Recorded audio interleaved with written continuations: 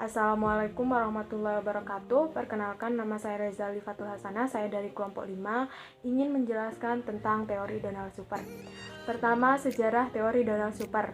Dalam Winkel 2012, Donald Super merencanakan suatu pandangan tentang perkembangan karir yang berlingkup sangat luas. Karena perkembangan jabatan itu dipandang sebagai suatu proses yang mencakup banyak faktor. Perkembangan jabatan sebagai proses yang mempengaruhi berbagai faktor kehidupan manusia. Karir merupakan aspek penting dalam perkembangan manusia selama hidup. Munadir 1996 berpendapat bahwa istilah karir menunjukkan sifat yang berhubungan dengan perkembangan dari pengambilan keputusan kerja, yaitu bahwa pengambilan keputusan itu suatu proses dan bahwa proses itu berlangsung sepanjang hayat. Dalam bimbingan karir terdapat beberapa teori yang mendukung konsep karir. Konsep karir ini dapat diaplikasikan dalam berbagai aspek kehidupan. Salah satu teori karir adalah teori rainbow yang dikembangkan oleh Donald E. Super, yang lebih dikenal dengan teori super. Teori super menekankan pada pemilihan karir adalah perwujudan konsep diri. Teori super mengarah kepada perkembangan minat dan konsep dirinya yang dihasilkan dari kemampuan untuk merencanakan karirnya. Perkembangan aspek psikologis dan sosioekonomis inilah terbentuk konsep diri, self-concept, individu sebagai hasil upaya mempelajari diri sendiri dan lingkungan sekitarnya. Donald Super memberikan pandangan tentang perkembangan karir yang berlingkup sangat luas. Karena perkembangan jabatan itu dipandang sebagai suatu proses yang mencakup banyak faktor. Sebelum mengulas terkait teori Donald Super, maka pembahasan awal adalah terkait biografi Donald Super. Donald Super atau Donald E. Super lahir pada 10 Juli 1910 di Honolulu, Hawaii. Ayahnya adalah personis spesialis, ibunya seorang penulis. Petunjuk dasar teori ini adalah penelitian oleh Super di bidang pengembangan karir beberapa tahun setelah diluncurkannya buku pernyataan pertama teoritisnya. Super terdorong ke dalam pernyataan pertama teoritisnya oleh upaya berteori di Ginsberg dan rekan-rekannya. Pandangan Donald Super. Donald Super merencanakan suatu pandangan tentang perkembangan karir yang berlingkup sangat luas karena perkembangan jabatan itu dipandang sebagai suatu proses yang mencakup banyak faktor. Faktor tersebut sebagian terdapat pada individu sendiri dan untuk sebagian terdapat dalam lingkungan hidupnya. Unsur yang mendasar dalam pandangan Super adalah konsep diri atau gambaran diri sehubungan dengan pekerjaan yang akan dilakukan dari jabatan yang akan dipegang, yang merupakan sebagian dari keseluruhan gambaran tentang diri sendiri. Untuk materi selanjutnya akan dijelaskan oleh rekan saya, Siti Beatrice Alicia. Padanya saya persilahkan. Terima kasih. Sebelumnya, Assalamualaikum warahmatullahi wabarakatuh. Saya Siti Beatrice Alicia, NIM 1903402021-022 akan melanjutkan presentasi dari teman saya tentang teori Donald Super. Nah, selanjutnya kita bahas tentang 10 pokok pikiran tentang karir yang dipikirkan oleh Donald Super. Yang pertama, setiap orang memiliki perbedaan individual telah lama diterima secara luas oleh psikologi sekarang. Tentang ciri-ciri kepribadian demikian sangat luasnya, baik yang terdapat dalam diri individu sendiri maupun antara individu.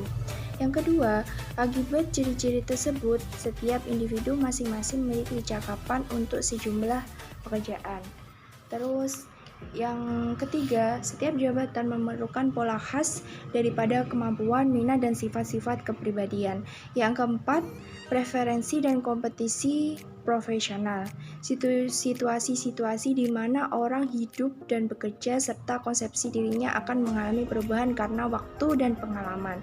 Yang kelima, proses ini dapat disimpulkan ke dalam serangkaian tahap-tahap kehidupan, yakni tahap pertumbuhan, tahap eksplorasi, tahap pembentukan, tahap pembinaan, dan tahap kemunduran. Terus, yang keenam, hakikat pola pikir seseorang ditentukan oleh tingkat sosial ekonomi orang tuanya.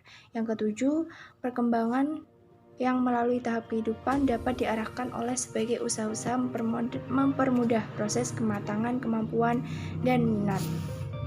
Yang kedelapan, proses perkembangan vokasional pada hakikatnya merupakan pengembangan dan implementasi konsepsi diri. Yang kesembilan, proses kompromi atau menerima antara faktor individu dan faktor sosial. Yang kesepuluh, kepuasan kerja dan kepuasan hidup tergantung pada seberapa jauh individu mendapatkan atau menyalurkan kemampuannya. Nah, selanjutnya yaitu proses pengembangan karir. Nah, proses pengembangan karir ini dibagi atas 5 tahap. Yang pertama, fase pengembangan dari saat lahir sampai umur lebih kurang 15 tahun, di mana anak mengembangkan berbagai potensi, sikap-sikap, minat, dan kebutuhan-kebutuhan yang diperlukan dalam struktur gambaran diri. Yang kedua, fase eksplorasi dari umur 15 sampai 24 tahun, di mana orang muda memikirkan berbagai alternatif jabatan, tetapi belum mengambil keputusan yang mengikat.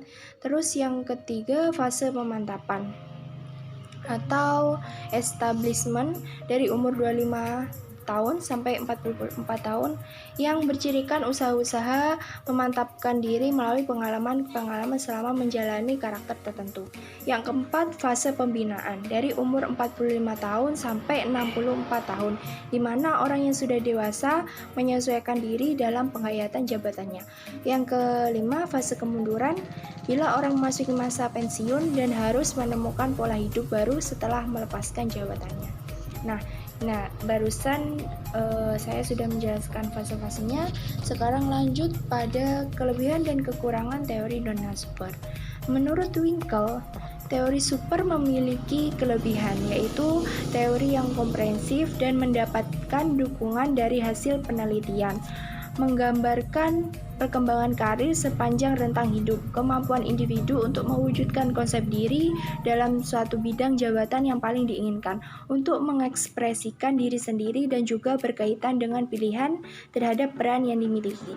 Terus, sedangkan kelemahannya adalah seseorang yang tidak mempunyai konsep diri yang positif akan sulit untuk mewujudkan dirinya pada suatu bidang pekerjaan, dan bila perkembangan melalui tahap kehidupan tidak mendapat bimbingan dan arahan akan mendapat kesulitan bagi individu mengembangkan konsep diri dan potensi yang dimilikinya. Mungkin itu saja presentasi yang dapat kami sampaikan, kurang lebihnya mohon maaf. Wabillahi taufiq wal hidayah. Ihdinas siratal mustaqim. Wassalamualaikum warahmatullahi wabarakatuh.